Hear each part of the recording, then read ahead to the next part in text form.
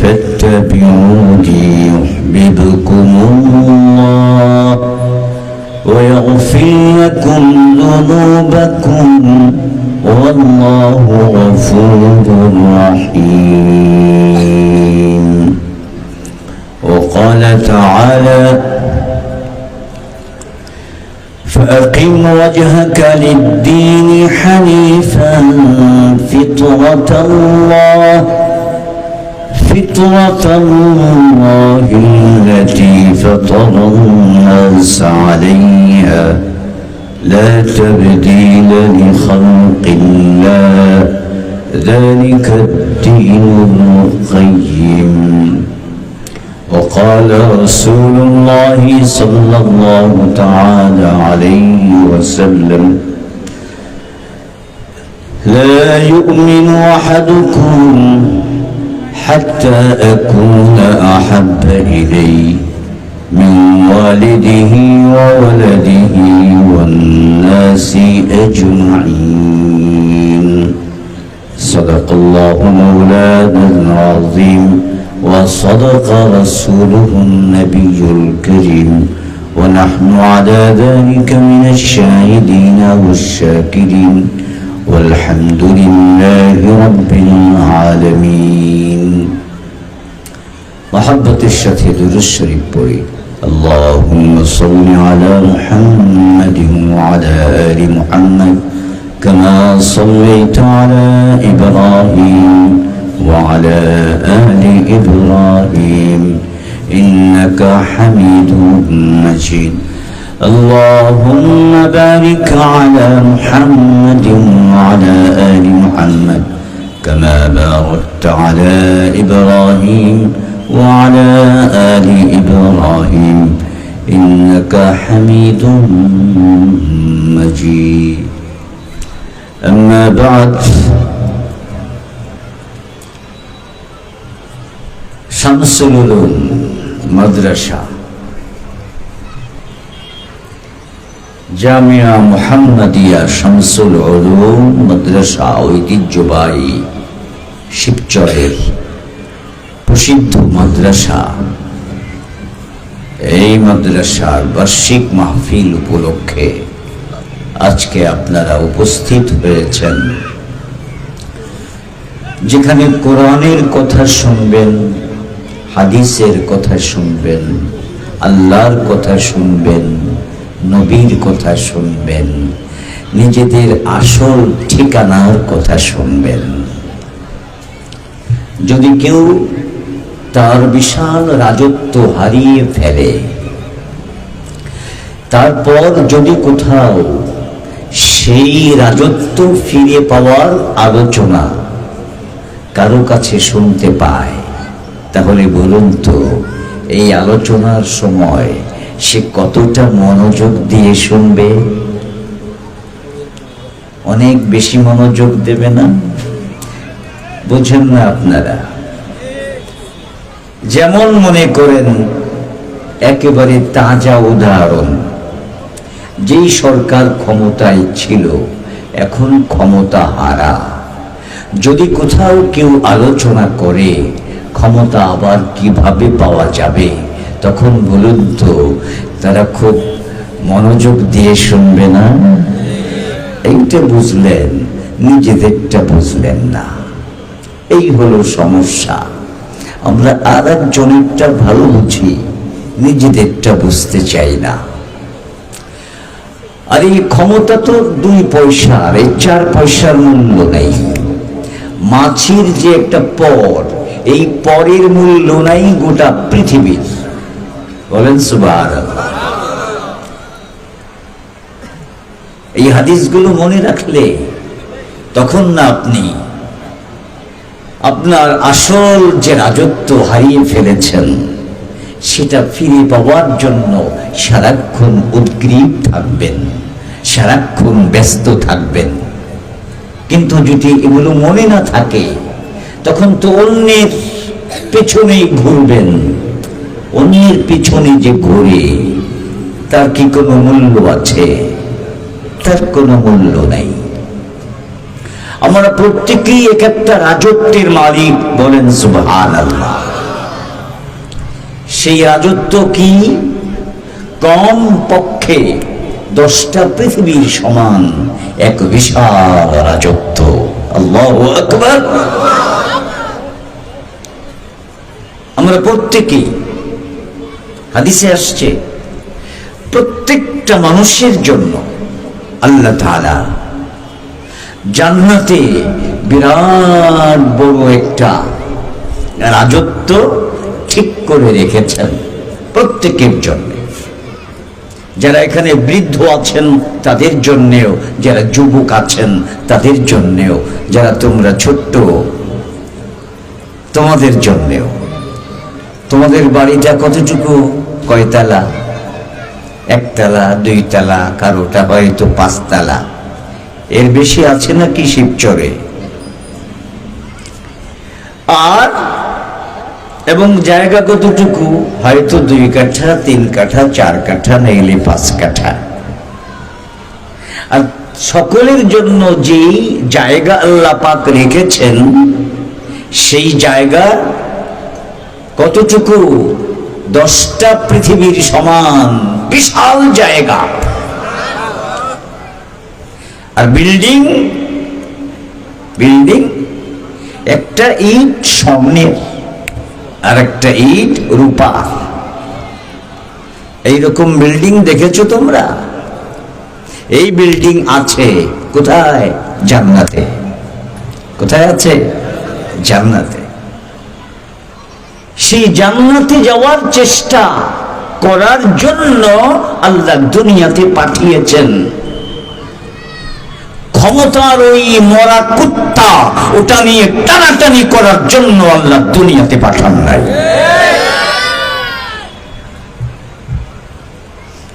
ওটা পাওয়ার জন্য পাঠিয়েছে। মনে রাখতে হবে, যদি মুসলমান ওই সেই মহা সাফল্য, জান্নাতের বিশাল রাজত্ব, এই রাজত্ব লাভের চেষ্টায় ব্যাপৃত থাকে, তাহলে এর নগদ ফলাফল হলো এই যে আল্লাহ তাআলা দুনিয়াতেও মুসলমানদেরকে দুনিয়ার রাজত্ব এটা উপহার হিসেবে দেবেন। কিন্তু যদি কাজে কর্মে জান্নাতের রাজত্ব হারিয়ে যায়, কাজে কর্মে জান্নাতের রাজত্ব হারানোর কি কি কাজ আছে, সেই কাজগুলো যদি মুসলমানরা করা শুরু করে, তাহলে জান্নাতের রাজত্ব যখন সে পায় না, জান্নাতের রাজত্ব পাওয়ার কোনো কাজ তার দ্বারা যখন হয় না, আল্লাহ পাক তখন তাকে দুনিয়ার রাজত্ব দান করলেও ছিনিয়ে নেন, এটা সে ধরে রাখতে পারে না।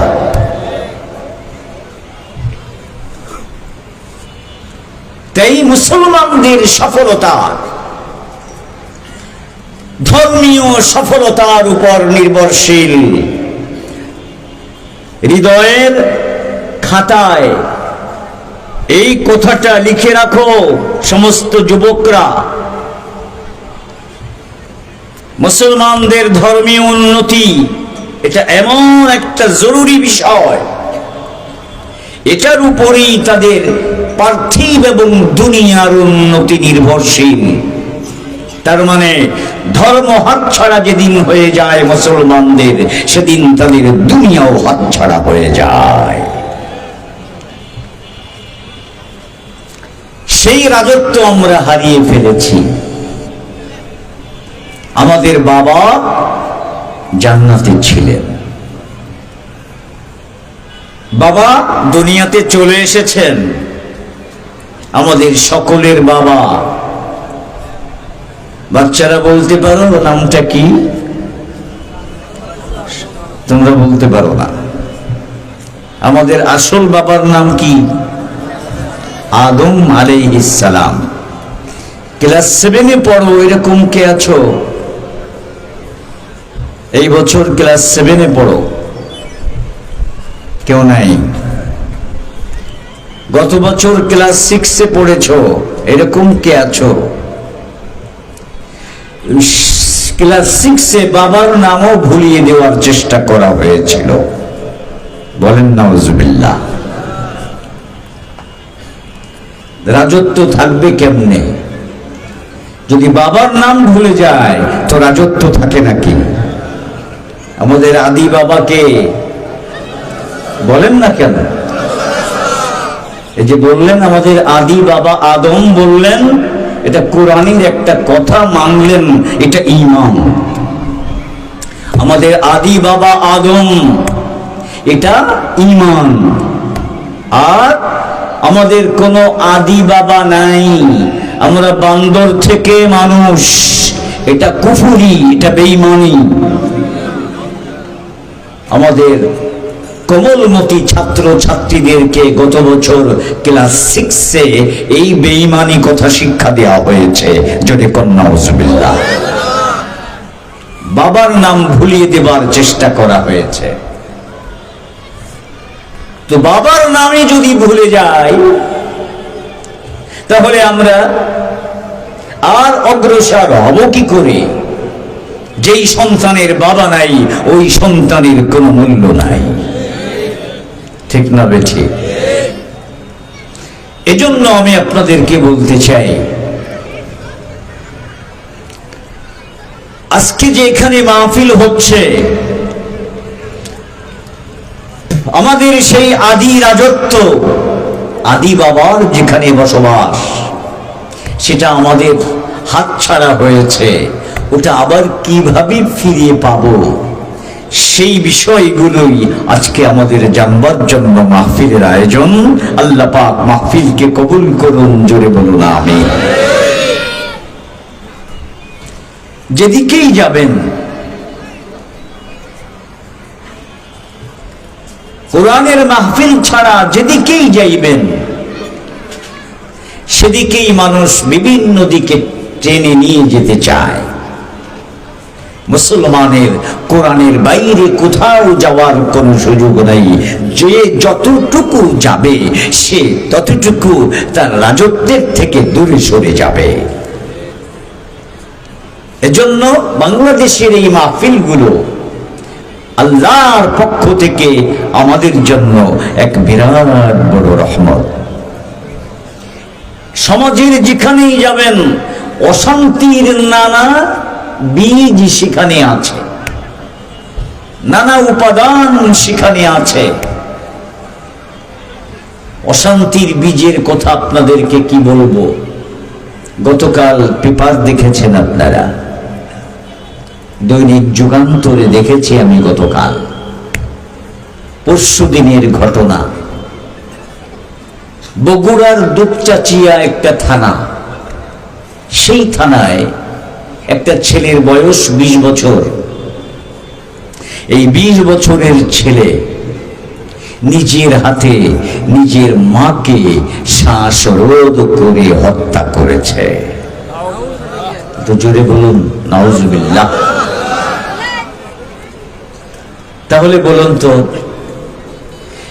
50 ঊর্ধ্ব বয়সের একজন মা এই পৃথিবীতে তার সবচেয়ে নিরাপদ জায়গা হলো তার সন্তান, ঠিক কিনা? সেই সন্তান যদি হয় মায়ের ঘাতক, সেই সন্তান যদি হয় মায়ের খুনি, তাহলে রাস্তাঘাটে মানুষ যেমন নিরাপদ না, তো ঘরেও তো আমাদের মা বোনেরা নিরাপদ না।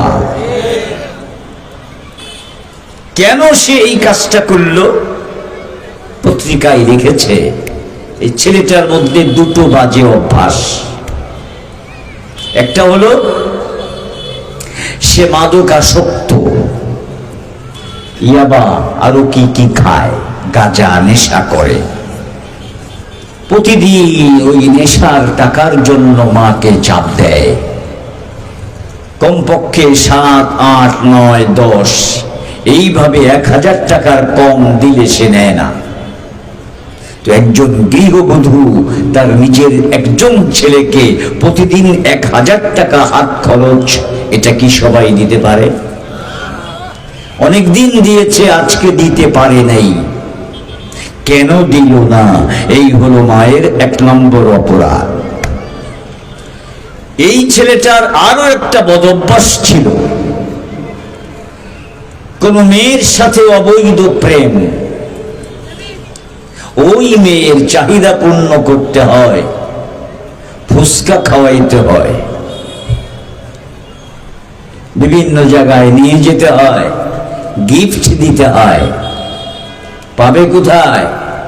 মায়ের থেকে টাকা এইভাবে উদ্ধার করে। এর জন্যও টাকা দরকার, কিন্তু মা আজকে দিচ্ছে না। তখন সে আর আজকে স্কুলে যায় নাই, কলেজে যায় নাই। আজকে প্ল্যান করেছে মাকে হত্যা করব। ফিরে এসেছে, এসে দেখে মা তরকারি কোটে, পেছন থেকে কাপড় দিয়ে নাক মুখ এমন ভাবে চেপে ধরেছে, ছটফট করতে করতে মা সেখানেই প্রাণ বেরিয়ে গেছে। মৃত্যু নিশ্চিত হবার পর এই নিথুর দেহটাকে ডিপ ফ্রিজের মধ্যে রেখেছে। জোরে কন্যা নাউজুবিল্লাহ। এত বড় একটা জঘন্য কাজ হলো কেন? তার 2টি হারাম কাজের কারণে। এই ছেলেটা 2টি হারাম কাজে লিপ্ত ছিল, 2টি অপরাধে লিপ্ত ছিল। একটা অপরাধ, সে মদ খায়, ইয়াবা খায়, মাদকাসক্ত, 20 বছরের যুবক। তার আর একটা হারাম কাজ হলো সে অবৈধ প্রেমে আসক্ত, মাদকাসক্ত, অবৈধ প্রেমাসক্ত। এই 2টি অপরাধ। আপনারা বলুন, আমরা যদি ইচ্ছা করি, রাষ্ট্রীয়ভাবে যদি সরকার ইচ্ছা করে, তাহলে এই মাদকাসক্তির থেকে আমাদের দেশের যুবক যুবতীদেরকে সম্পূর্ণরূপে মুক্ত করা সম্ভব না? সম্ভব না? কখন সম্ভব হবে? যখন রাষ্ট্রীয় ক্ষমতা এটা এমন ব্যক্তিদের হাতে আসবে যারা নিজেরা কোনো অপরাধ করে না, যারা নিজেরা চুরি করে না, নিজেরা মিথ্যে বলে না, নিজেরা কাউকে ধোঁকা দেয় না, নিজেরা কারো উপর জুলুম করে না, নিজেরা মদ খায় না, নিজেরা জেনা করে না, নিজেরা ব্যভিচার করে না, নিজেরা ঘুষ খায় না। ক্ষমতায় আসার আগে ফকিন্নি, ক্ষমতায় কিছুদিন থাকার পর 1000 কোটি টাকার মালিক। এইরকম দুশ্চরিত্র নেতৃত্ব যতদিন বাংলাদেশের ক্ষমতায় থাকবে, ততদিন আমাদের সমাজে শান্তি প্রতিষ্ঠিত হতে পারে না। প্রিয় নবী মুহাম্মদুর রাসূলুল্লাহ সাল্লাল্লাহু আলাইহি ওয়াসাল্লাম, তিনি এমন একটা সমাজ পেয়েছিলেন যেই সমাজে চুরি, ডাকাতি, জিনা, ব্যভিচার, মদ, জুয়া সবকিছু ছিল। এমন একটা সমাজ তিনি পেয়েছিলেন নবুয়তের একদম শুরু লগ্নে। নবুয়তের এই কাজ শুরু করার পর কোরআনের মাধ্যমে সমাজকে শিক্ষা দেয়া শুরু করলেন। এতদিন যা শিখেছিল আবু জাহালের সমাজে, সেই শিক্ষা একে একে বিদায় করতে লাগলেন। এতদিন তারা শিখত আমাদের খোদা অনেক, আমাদের খোদা কি অনেক। কোরআনের অন্য একটা আয়াতের শানে নুজুল মনে পড়ে গেল। আবু তালেবের যখন মৃত্যু হবে, আবু তালেবের নাম শুনছেন তো? নবীর কি লাগে? চাচা। সে নবীর পক্ষে ছিল না বিপক্ষে ছিল? পক্ষে ছিল। তার আরো একটা চাচা ছিল আবু লাহাব, পক্ষে ছিল না বিপক্ষে ছিল? বিপক্ষে ছিল। আবু তালেব এর মৃত্যুর সময় যখন হয়ে গেল, নবী তার পাশে বসা, আবু জাহাল আবু লাহাবরা তারাও পাশে বসা। তারা আবু তালেবকে বলল, নেতা, এই আপনার ভাতিজা আমাদের সারা জীবন কি বলল, তার এই কথা আমাদের সমাজের ভিতরে বিশৃঙ্খলা সৃষ্টি করেছে, এই কথা সে আমাদেরকে মানতে বলে। আবু তালেব জিজ্ঞেস করলো, কি কথা? তখন হযরত মুহাম্মদ সাল্লাল্লাহু আলাইহি ওয়াসাল্লাম বললেন, আমি যেই কথা মানতে বলি সেটা হলো লা ইলাহা ইল্লাল্লাহ। দেখুন, একটা নষ্ট ভ্রষ্ট একটা বর্বর সমাজকে সুন্দর সমাজে পরিণত করার জন্য কি দিয়ে কাজ শুরু হলো, কোত্থেকে কাজ শুরু হলো? কাজ শুরু হলো লা ইলাহা ইল্লাল্লাহ। সুন্দর সমাজ প্রতিষ্ঠার প্রথম নাম্বার কি? লা ইলাহা ইল্লাল্লাহ। এটা দিয়ে কাজ শুরু করতে হয়।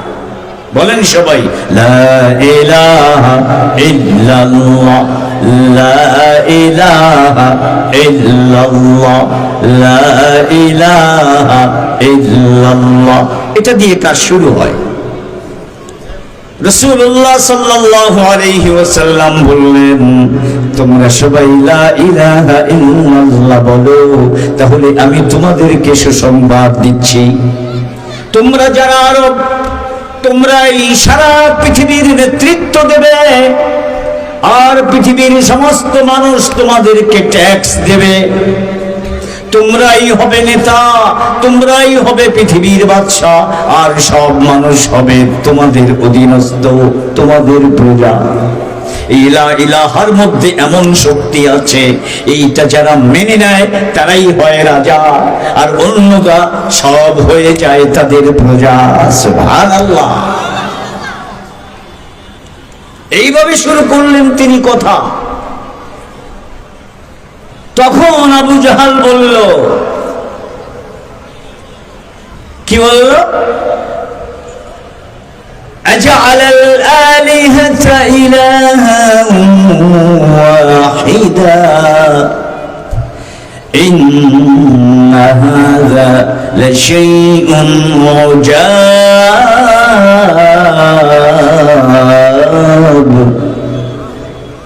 কি? লা ইলাহা ইল্লাল্লাহ, তার মানে হলো মাত্র একজন খোদা। আরে আমাদের খোদা তো ডজন ডজন, লাত, উজ্জা, মানাত, হুবল, 360 খোদা তো মক্কার কাবার ভিতরেই রাখছি। এছাড়া প্রত্যেকের বাড়িতে বাড়িতে আছে বড় মাপের খোদা, মাঝারি সাইজের খোদা, ছোট ছোট খোদা, আবার কিছু আছে পকেট খোদা। পকেট খোদা ছিলেন তো, পকেট খোদাও ছিল তাদের, ওটা পকেটে রাখতো। কোথাও সফরে গেলে যদি খোদার কাছে কিছু চাইতে মন চায়, খোদা তো রয়েছে সেই মক্কায় অথবা বাড়িতে, অত দূরের খোদা কি সফরে থেকে আমার কথা শুনতে পারবে? এই জন্য পকেট খোদাকে পকেটের মধ্যে রাখতো। বলেন নাউজুবিল্লাহ। এই ছিল তাদের অবস্থা। এই জন্য আবু জাহাল আশ্চর্য হয়ে বলল, লা ইলাহা ইল্লাল্লাহ মানতে বলো, তাহলে আমরা রাজা হব, সারা পৃথিবী আমাদের প্রজা হবে। কিন্তু এটা তো আশ্চর্য, এটা তো মানা যাচ্ছে না, কারণ আমাদের খোদা তো অনেক, সব খোদাকে বাতিল করে এক খোদাকে মানি কেমনে? আবু জাহাল মানতে পারে নাই। বলেন, আবু জাহাল রাজা হতে পেরেছে? পেরেছে না? এই যে ছেলে বয়সী 14 বছরের একটা ছেলের হাতে বদরের যুদ্ধে নিহত হয়েছে এবং জাহান্নামে চলে গেছে। বুঝা গেল তোমার মাথায় ধরুক আর না ধরুক, নবী যেটা বলে ওটা আল্লাহর পক্ষ থেকে বলে। নবী যেটা বলে আল্লাহর পক্ষ থেকে বলে, আমার আকলে ধরার কোনো প্রয়োজন নেই, আমার বুদ্ধিতে লাগা, বুদ্ধিতে ধরা, এটার কোনো দরকার নাই। আমি কি আর আমার বুদ্ধি কি? নবী যেটা বললেন ওটাই সত্য, এতটুকু যে মেনে নিতে পারে সেই হলো মানুষ। আর নবী যা বলেন ওটাকে নিয়ে যে প্রশ্ন করে সে হলো আবু জাহাল। সে কি? আবু জাহাল। বলেন তো, যারা মেনে নিয়েছিল তারা রাজা হয়েছে কিনা? বলেন। ও যুবক, কিশোর, ভালো করে মনে রাখো, এই যে নবী বললেন তোমরা লা ইলাহা ইল্লাল্লাহ বলো, এক আল্লাহ ছাড়া কোনো মাবুদ নেই, আকাশের স্রষ্টাও যিনি, জমিনের স্রষ্টাও তিনি, চন্দ্রের সূর্যের স্রষ্টাও তিনি, সারা পৃথিবীর স্রষ্টা একমাত্র আল্লাহ। মানুষের স্রষ্টা, জিনের স্রষ্টা, সারা পৃথিবীর সমস্ত গাছগাছালি, নদী, সাগর, চন্দ্র, সূর্য, সব কিছুর কয়জন স্রষ্টা? আরো জোরে বলুন। সেই এক আল্লাহকে মানো, তার সামনে মাথা নত করো। এটা যেদিন শুরু হবে সেদিন তোমার মানব যাত্রা শুরু হবে। এই কাজ যেদিন করতে পারবা মানুষ হিসেবে তোমার জীবন সেদিন শুরু হবে। আর এটা যেদিন মানতে না পারবা ততদিন পর্যন্ত এই পৃথিবীতে তুমি যে বিচরণ করবা, চেহারাটা যদিও মানুষের, কিন্তু আসলে তুমি পশুর চেয়েও নিকৃষ্ট। কারণ যেটা মালিককে চেনে না সে পশু হতে পারে না, সে পশুর চেয়েও অধম। আর এক ঘটনা মনে পড়ে গেল, বলবো নাকি? এমন এক ঘটনা,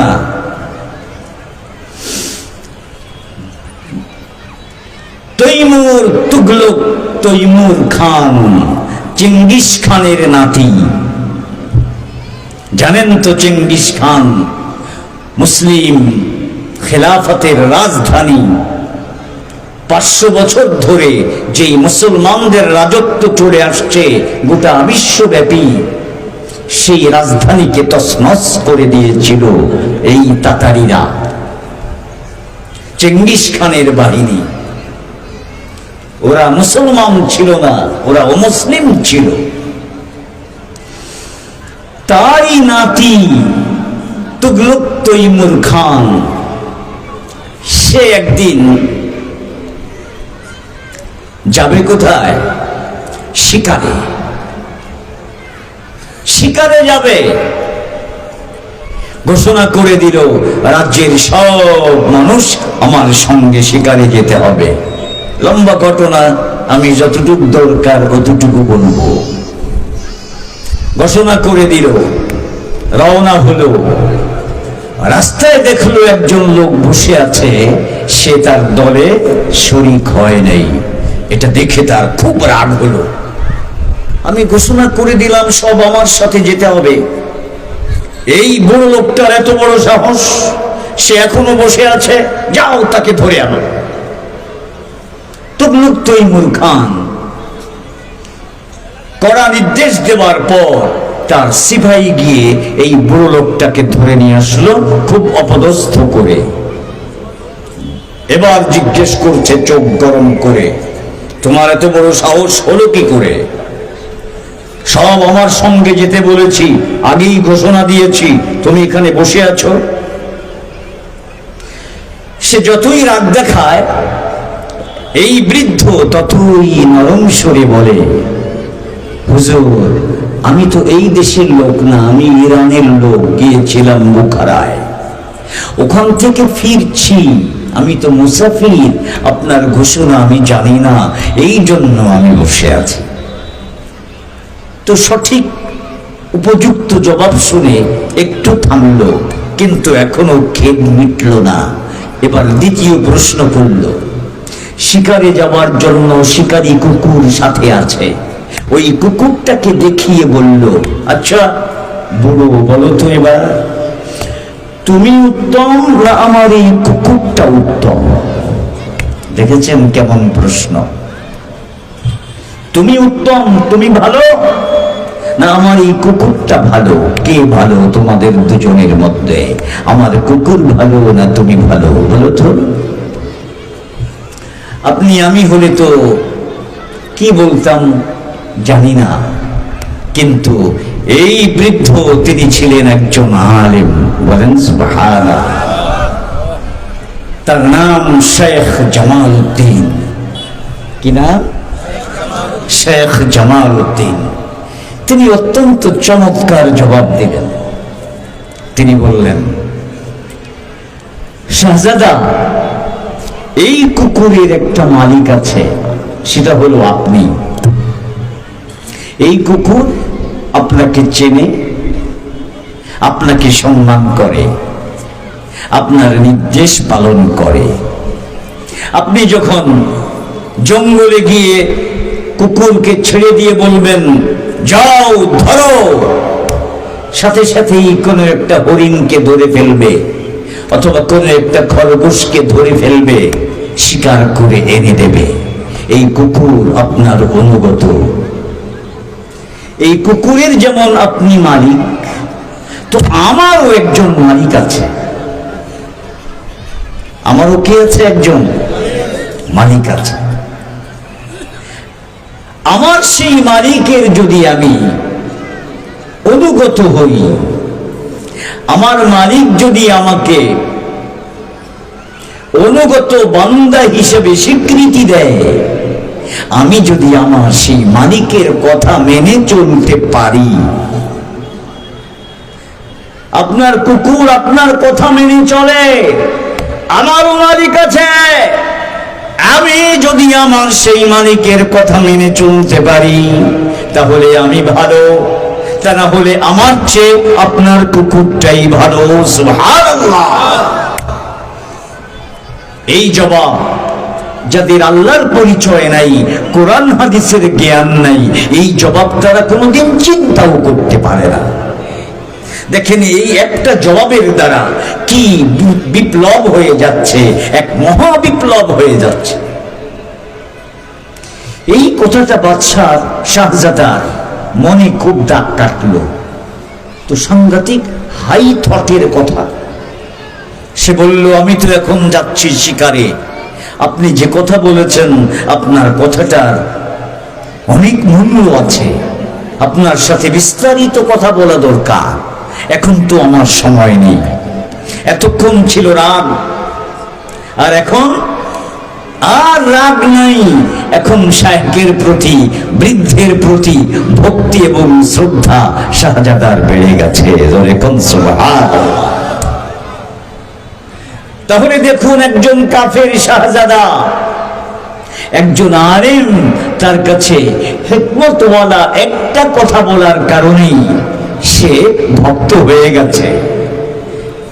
ভক্ত হয়ে নির্দেশ দিল তার সিপাহীকে যে তুমি এই বিরুদ্ধকে আমার বাসভবনে নিয়ে যাও, তাকে আরামে খাওয়াও, থাকার ব্যবস্থা করো, যখন আমি ফিরে আসব তখন আমার কাছে নিয়ে আসবে, তার সাথে আমার বিস্তারিত কথা আছে। যাই হোক, লম্বা ঘটনা। শিকার করে ফিরে আসলো। ফিরে আসার পর শায়েখের সাথে বিস্তারিত কথা বললেন। শায়েখ সংক্ষেপে আল্লাহর পরিচয় তার সামনে তুলে ধরলেন। দেখুন, এই মহাবিশ্ব এমনি এমনি হয়নি, এর একজন স্রষ্টা আছে। আল্লাহ পাক এই দুনিয়াতে তার ইবাদত করার জন্য আমাদেরকে পাঠিয়েছে। এই ইবাদত মানেই হলো মালিকের কথা মেনে চলা। আপনার কুকুর আপনার কথা মেনে চলে। আমরা আল্লাহর বান্দা, গোলাম। আল্লাহ আমাদের মালিক। ওই মালিকের কথা মেনে চলার জন্য আল্লাহ দুনিয়াতে আমাদের পাঠিয়েছেন। ওই কথা মেনে এরপর যদি দুনিয়ার থেকে যাই, তাহলে আমার স্থান জান্নাত, সেখানে চিরকাল থাকবো। আর যদি মালিকের কথা না মানি, তাহলে আমি মালিকে অবাধ্য, মালিক আমাকে শাস্তি দেবেন, জাহান্নামের আগুনে আমাকে ফেলবেন, ওখানে অনন্তকাল আমাকে জ্বলতে হবে। অতএব আমি যদি মালিকের কথা মেনে জান্নাতে যেতে পারি তাহলে আপনার কুকুরের চেয়ে আমি উত্তম, আর মালিকের কথা অমান্য করে আমি যদি জাহান্নামে চলে যাই তাহলে আমার চেয়ে আপনার কুকুরটা উত্তম। আল্লাহু আকবার। এই কথায় আপনারা একমত না দ্বিমত? যে লোকটার ভিতরে কোরআনের এতটুকু ধারণা এবং জ্ঞান নাই, কিন্তু অনেক উচ্চ ডিগ্রির মালিক অথবা অনেক উচ্চ ক্ষমতার মালিক, বলুন তো এই সহজ কথাটা সে নিজে নিজে কোনদিন বুঝবে? বুঝবে না। এজন্য সত্য জানতে হলে সমাজকে আলেমের কাছে আসতে হবে। বলুন ঠিক না বেঠিক? কারণ সত্য আছে কোরআনে। সত্য কোথায় আছে? কোরআনে। নবী বলেন, মান ক্বালা বিহি সাদাকা, যার কথা কোরআনের কথার সাথে মিলবে তার কথা সত্য, যার কথা কোরআনের কথার বিপরীত হবে তার কথা মিথ্যা। সে যদি কোটিপতিও হয় তার কথা মিথ্যা, সে যদি ডাক্তারও হয় তার কথা মিথ্যা, সে যদি ইঞ্জিনিয়ারও হয় তার কথা মিথ্যা, সে যদি ইউন হয় তার কথা মিথ্যা, সে যদি ডিসি হয় তার কথা মিথ্যা, এসপি হয় তার কথা মিথ্যা, উপদেষ্টা হয় তার কথা মিথ্যা, মন্ত্রী হয় তার কথা মিথ্যা, প্রধানমন্ত্রী হয় তার কথা মিথ্যা, প্রেসিডেন্ট হয় তার কথা মিথ্যা। যদি তার কথা কোরআনের কথার বিপরীত হয়, সে যেই হোক, আমেরিকার প্রেসিডেন্ট হোক আর লন্ডনের রানী হোক, তাদের কথা মিথ্যা, কোরআনের কথা সত্য। ঠিক না বেঠিক?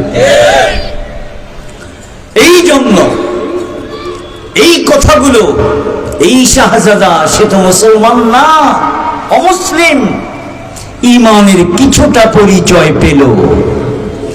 এটি সে শায়েখ জামাল উদ্দিনকে কথা দিয়ে দিল, আপনার কথা আমি গ্রহণ করেছি, আপনার কথা আমার অন্তরে লেগেছে, আমি আপনাকে ওয়াদা করলাম, এখন তো আমি শাহজাদা, যেদিন আমার কাছে ক্ষমতা আসবে আমি ওয়াদা করলাম সেদিন আমি মুসলমান হয়ে যাব।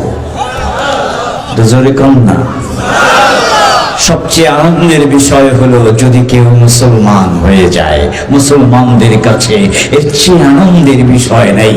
এখন এটার পরিবর্তে আনন্দের বিষয় হয়ে গেছে কেউ যদি কারো দলে যোগদান করে। কেউ কারো দলে যোগদান করলে ভারী আনন্দ, আরে আজকে যোগদান করলো, আবার অন্য এক দল যদি কয় আমার দলে আসেন মন্ত্রী বানায় দেব, আবার ইন্দুরের মতো লাভ দিয়ে চলে যাবে। তো ইন্দুর মার্কা নেতা আসলেই কি আর গেলেই কি? বলেন ঠিক না বেঠিক? এগুলো মুসলমানদের কোনো আনন্দের বিষয় না। আমাদের নবী আনন্দিত হতেন কিসের দ্বারা? ও মুসলমান, তোমার জীবনের প্রতিটি কাজের সাথে যদি নবীর কাজের মিল না হয় তাহলে তুমি কিসের মুসলমান?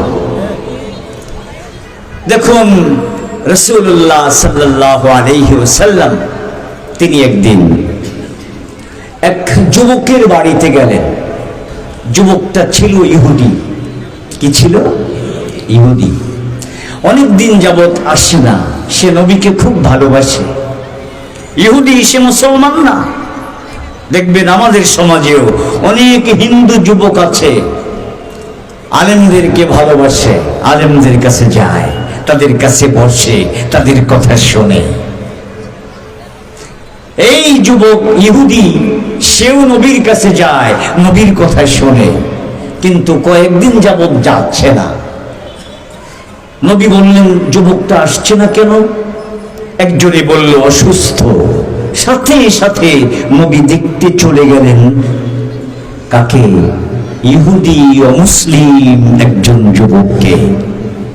তাহলে দেখুন ইসলাম কত উদার, এখানে কোনো সংকীর্ণতা নাই। বর্তমান বাংলাদেশে ধর্মীয় কোনো সংকীর্ণতা নাই, সংকীর্ণতা সৃষ্টি করেছে রাজনৈতিক সংকীর্ণতা এবং দলীয় সংকীর্ণতা। এক দল আর এক দলকে দুনিয়ার থেকে একেবারে মিটিয়ে দিতে পারলে খুশি হয়। অথচ নবী, বিশ্ব নবী, ইসলামের নবী, তিনি নিজে মুসলমানদের তিনি প্রধান, তিনি চলে যাচ্ছেন একজন সংখ্যালঘু ইহুদির বাড়িতে। এর চেয়ে উত্তম সাম্প্রদায়িকতার, অসাম্প্রদায়িকতা, সাম্প্রদায়িক সম্প্রীতির এর চেয়ে উজ্জ্বল দৃষ্টান্ত আর কি হতে পারে? অতএব ইসলামে কোনো সাম্প্রদায়িকতা নেই। সাম্প্রদায়িকতা আছে দলে দলে। রাজনৈতিক সাম্প্রদায়িকতা বাংলাদেশের সবচেয়ে বড় সমস্যা। এখানে ধর্মীয় কোনো সাম্প্রদায়িকতা নেই।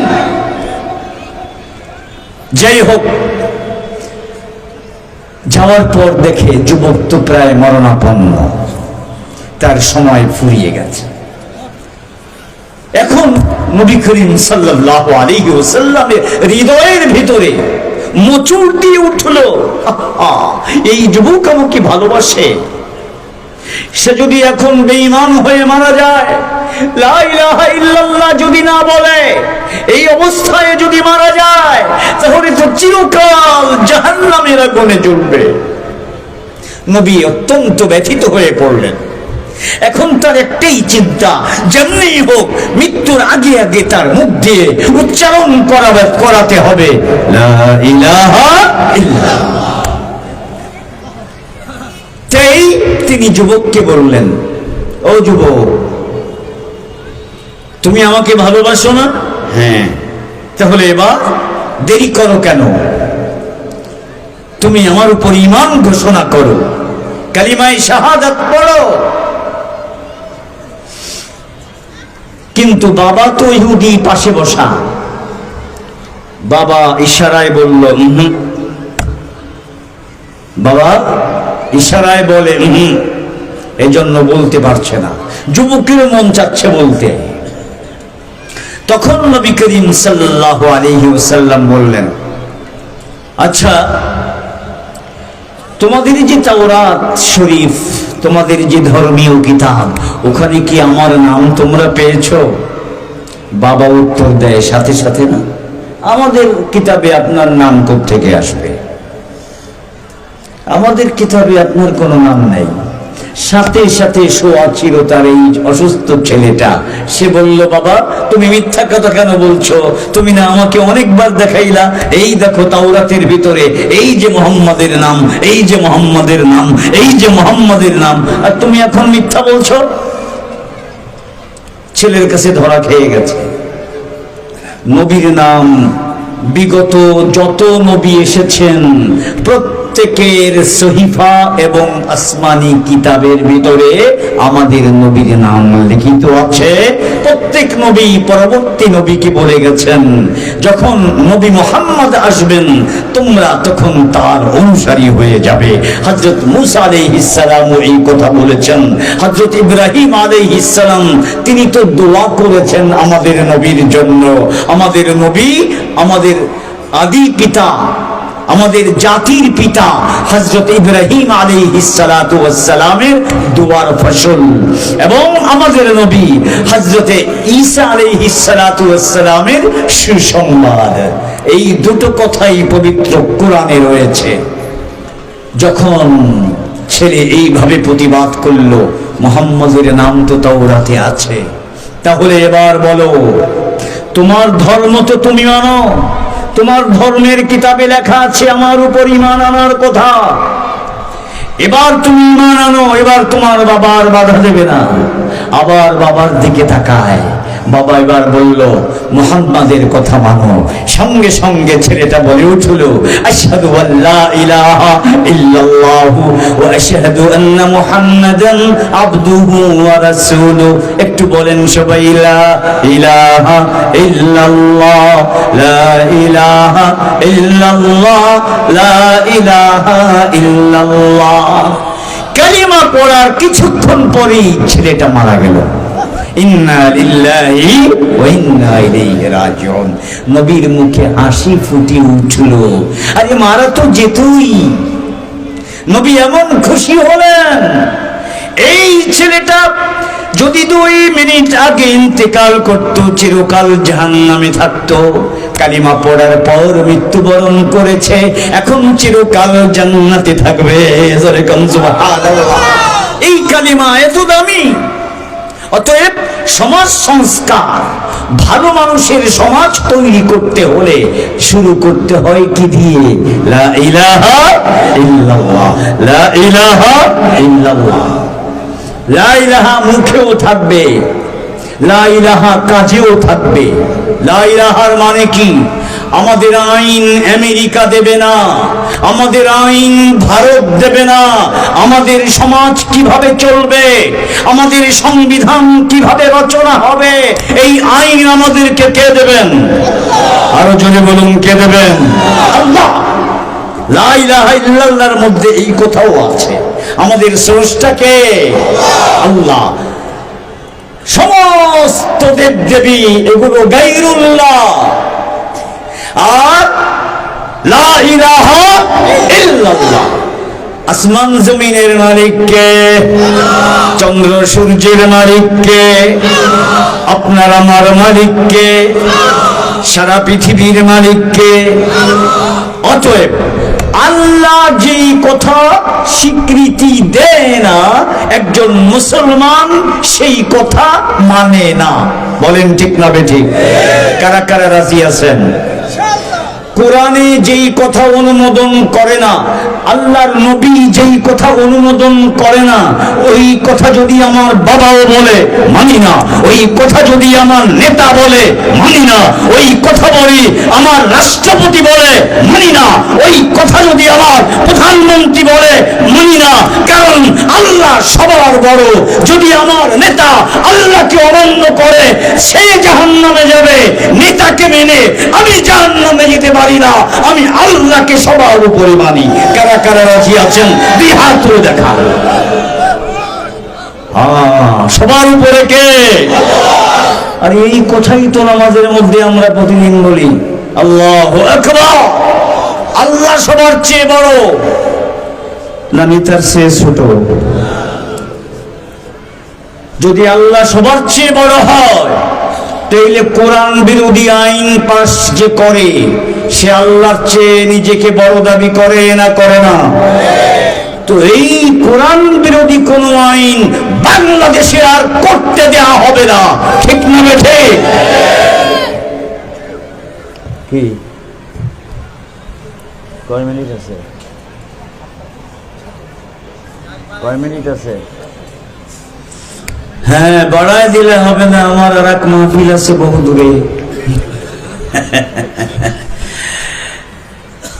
আমি আপনাদেরকে যে কথা শুরু করেছিলাম, সমাজে শান্তি আছে না নিজের মায়ের কাছেই, নিজের ছেলের কাছেই মায়ের জীবন চলে যায়? হ্যাঁ, মায়ের কাছেই ছেলের জীবন চলে যায়। কথাগুলো কেন আসলো? এই ঘটনার থেকেই এসেছে। এই সমাজ যদি চায় তাহলে অবৈধ প্রেম বন্ধ করতে পারে না? পারে না? কিন্তু তার বিপরীতটা আমরা দেখেছি এতকাল। জানি না এখন সেই সব ইউনো আর সেই সব ওসিরা কোথায়, আপনারা জানেন। সমাজে এত জিনার ব্যভিচার হয়, এত মেয়েকে অপহরণ করে নিয়ে যায়। এই ব্যাপারে ইউনো যায় না গ্রেফতার করতে, ওসিও যায় না, ওখানে পাঠায় হলো সিপাই। জেনা ব্যভিচার ইত্যাদি ঘটনায় কাদেরকে পাঠায়? সিপাই। আর ইউনো নিজে আর ওসি নিজে কোথায় যায়? এতদিন গেছে, এখন যায় কিনা জানি না। এতদিন গেছে কি কি জন্য গেছে? একটা মেয়ের বিয়ে হচ্ছে, তার বয়স 16। বয়স কত? 16।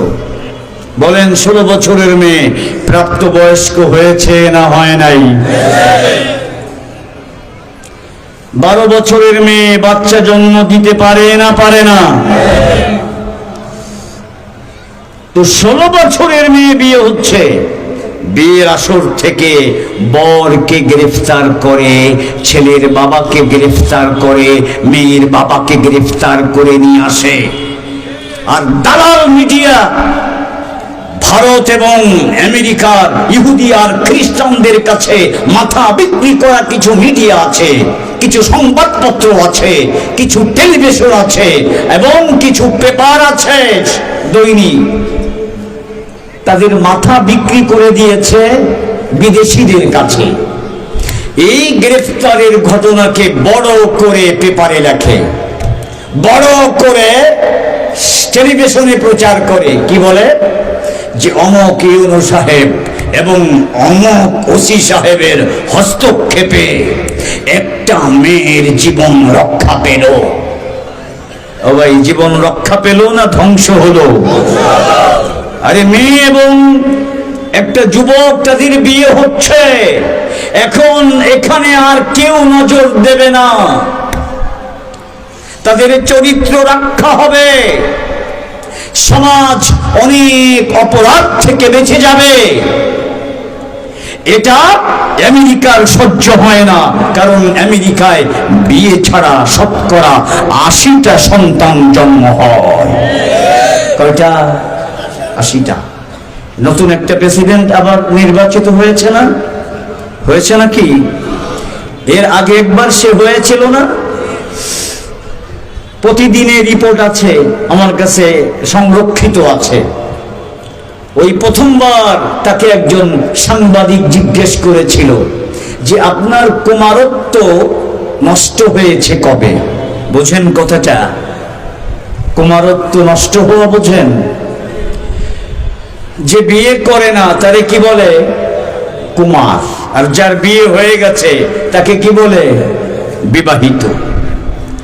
এখন বিয়ে না করেও কুমারত্ব নষ্ট হয় আমেরিকায়। কিসের মাধ্যমে? জিনার, ব্যভিচারের মাধ্যমে, অবৈধ সম্পর্কের মাধ্যমে। তো এই প্রেসিডেন্ট নিজে বলেছেন যে আমার 14 বছর বয়সে আমার কুমারত্ব নষ্ট হয়েছে, তার মানে তিনি অবৈধভাবে জিনার ব্যভিচার করেছেন। যেরকম নাউজুবিল্লাহ মিন যালিক।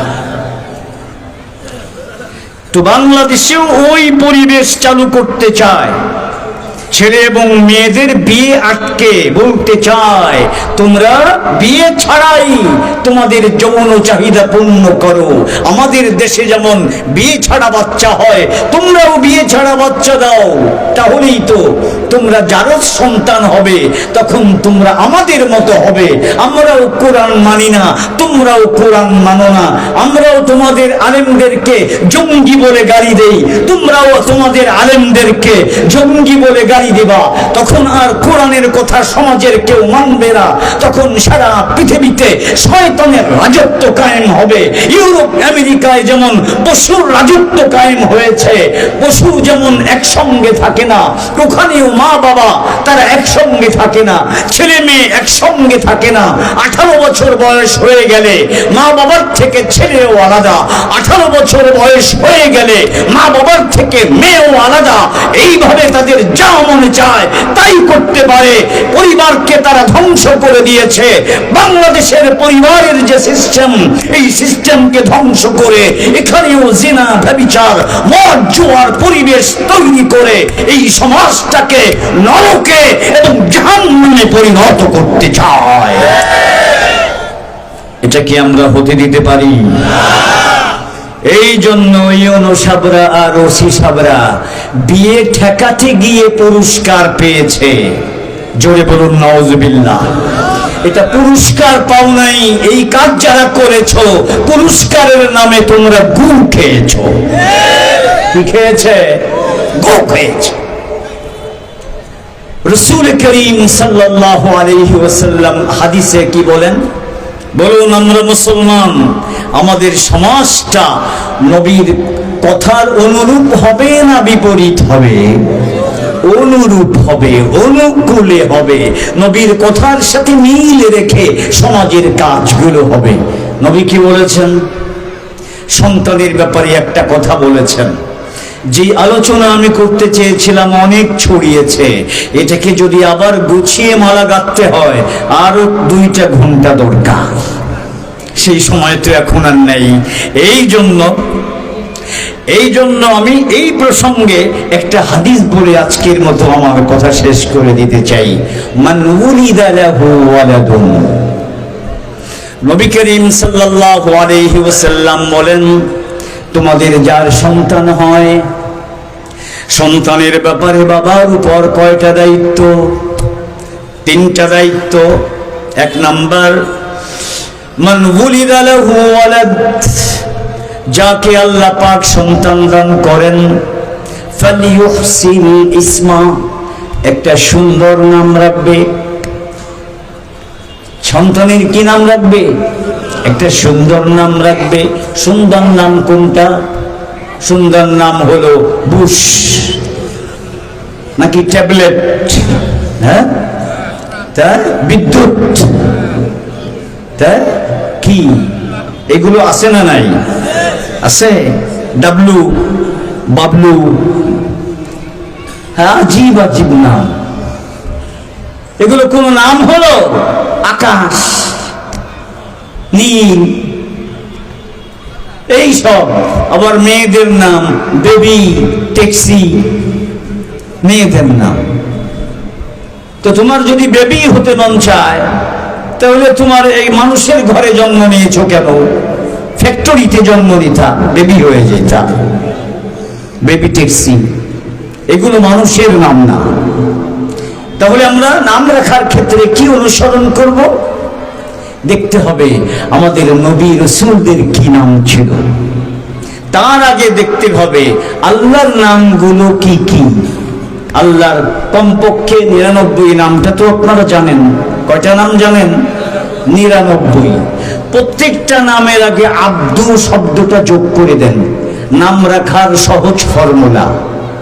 যেমন আল্লাহর নাম আর রহমান, আর রহিম, আল মুসাব্বির, আল মুতাকাব্বির, আল জব্বার, আল মুহাইমিন, এগুলো সব আল্লাহর নাম।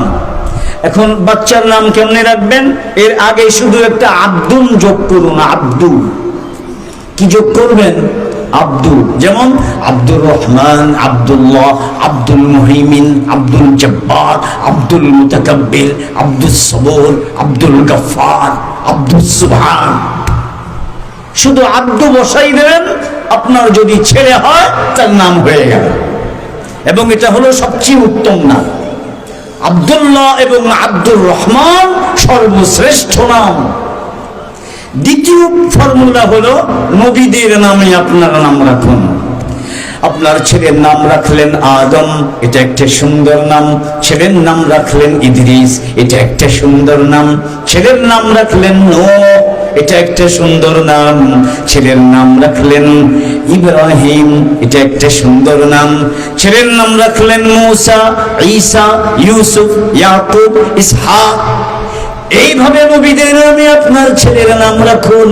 নবীর জীবন যেমন বরকতময়, নবীর নামের বরকতে আপনার ছেলের জীবনটাও হয়ে যাবে বরকতময় হয়ে যাবে। সুবহানাল্লাহ।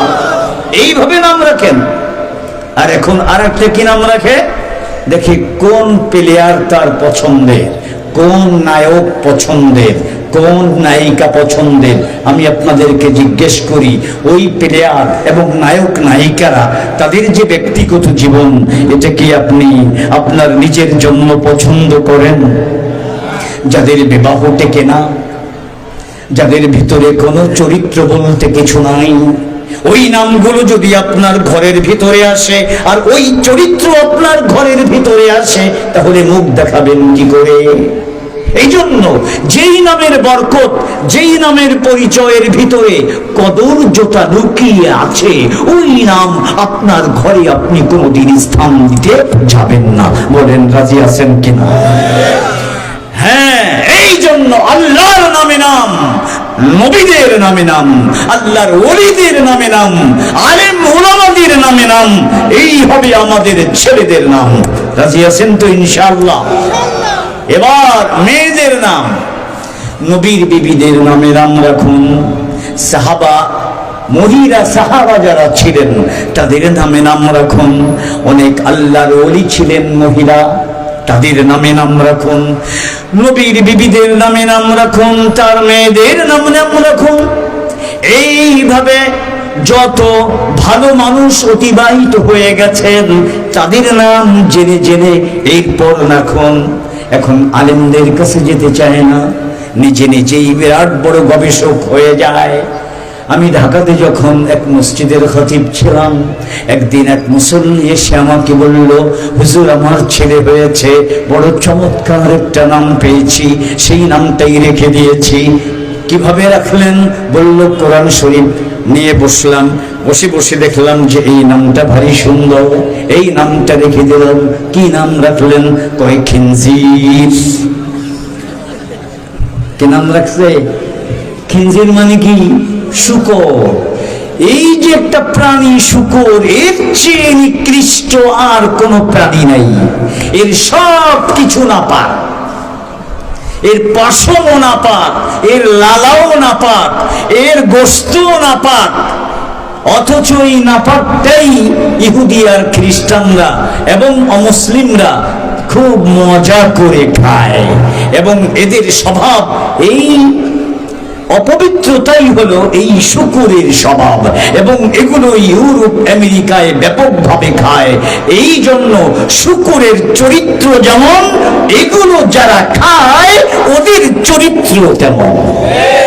এই জন্য আল্লাহ পাক শূকরকে আমাদের জন্য হারাম করে দিয়েছেন। এই খিনজির নাম রেখেছে। আমি বললাম সর্বনাশ। এবার আপনারা বলেন এই ভুলটা সে কেন করলো? নিজে নিজেই সে মাতুব্বর শাস্তে শেষ গেছে।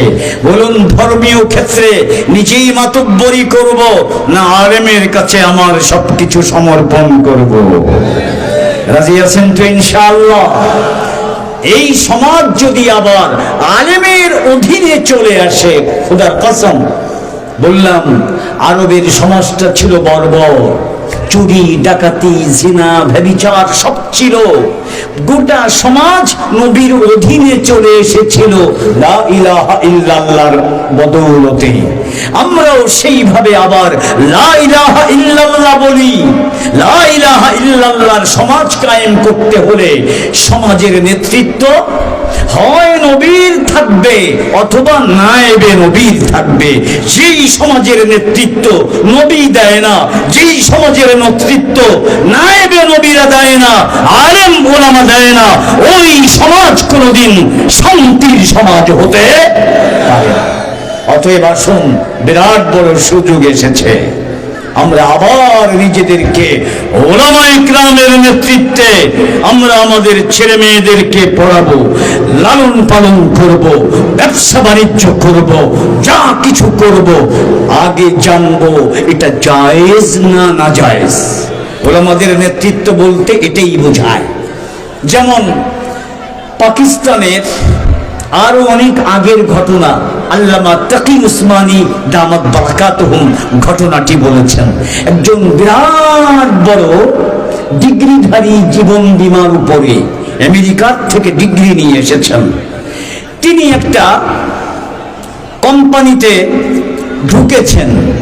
সেই কোম্পানিতে তার বেতন হলো 10 লাখ, অনেক উচ্চ বেতন, আরো অনেক আগের ঘটনা। কিন্তু তিনি শুনতে পেলেন এই চাকরিটা হারাম।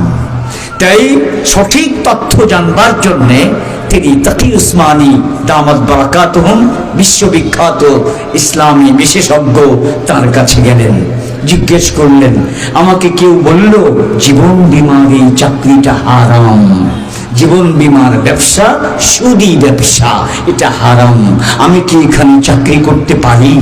তিনি বললেন, দেখুন, ফতোয়াটা বলার আগে আপনাকে একটা উপদেশ দিতে চাই।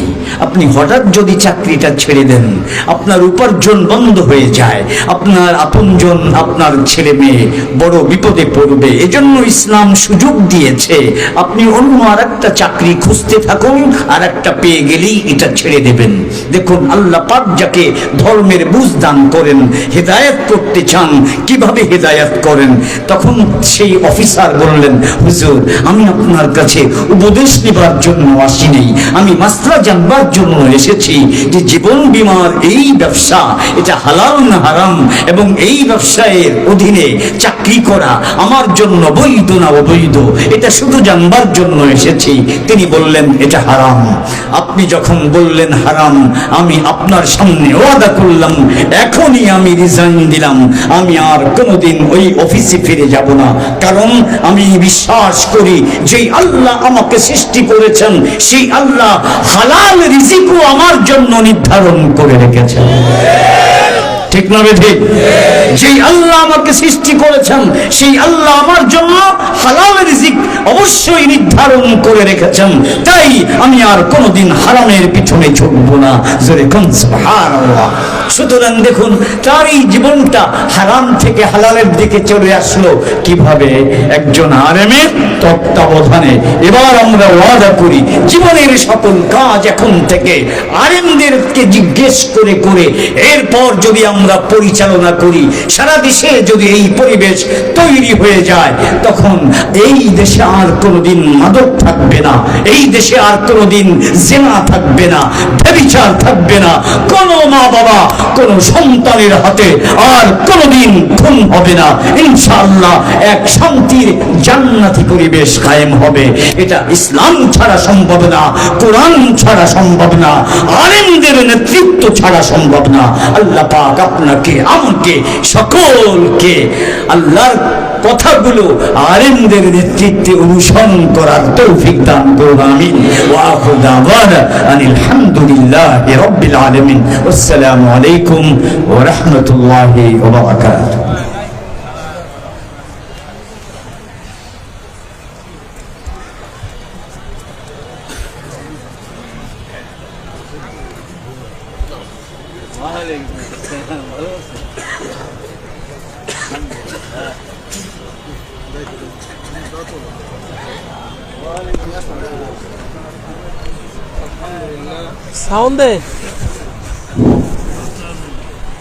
আলহামদুলিল্লাহ, আমরা মাগরিবের নামাজের পর থেকে অত্যন্ত গুরুত্বপূর্ণ আলোচনা শুনতেছিলাম।